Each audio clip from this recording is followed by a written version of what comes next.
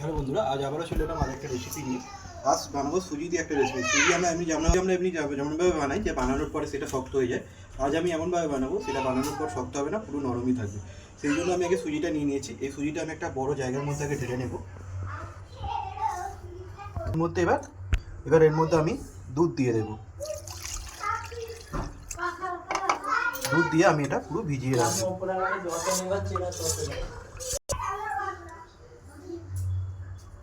সুজিটা আমি মিনিমাম 10-15 মিনিটের মতো আমি একটু ভিজতে দেবো এটা। তারপর এখানে কাজু আর কিশমিশটা একটু ভেজে নেব। বসিয়ে দিয়েছি, তো এর মধ্যে আমি বেশ খানিকটা ঘি দিয়ে দেবো।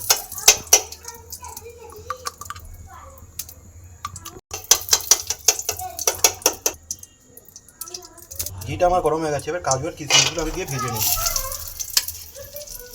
কাজু আর কিশমিশগুলো আমার ভাজা হয়ে গেছে, আমি এবার এগুলো তুলে নেব। এটার মধ্যে চিনিটা দিয়ে দেবো।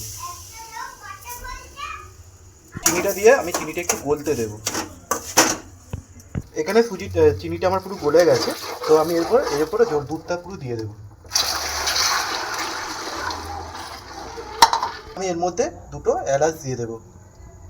এলাচটা একটু ফাটিয়ে দেবো, ফ্লেভারটা ছড়ানো। দুধটা আমার ফুটে উঠেছে। এবার এর মধ্যে আমি যে ভাজা কাজু আর কিশমিশটা ছিল সেগুলো একটু দিয়ে দেবো। এবার এই দুধ সুজি যেটা আমি ভিজিয়ে রেখেছিলাম, এই পুরোটা আমি দিয়ে দেবো এবার এর মধ্যে।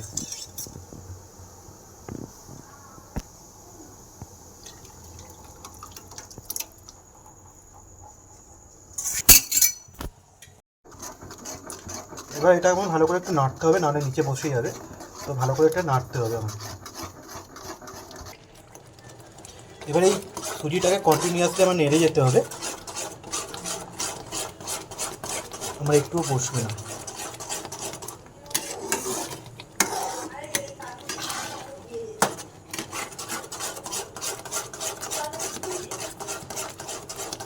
এইভাবে আমার পুরো নেড়ে যেতে হবে, পুরো দুধটা আমার পুরো শুকিয়ে যাবে।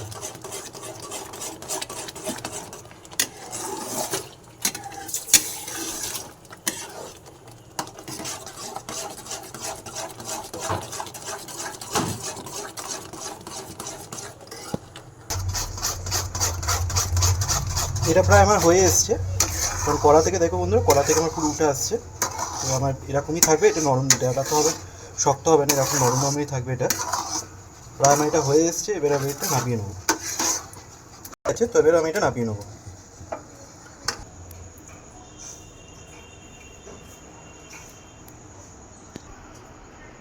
দেখো বন্ধুরা, এই সুজিটা আমার হয়ে গেছে। এখনও দেখো বন্ধু, নামানোর পর কতটা নরম আছে।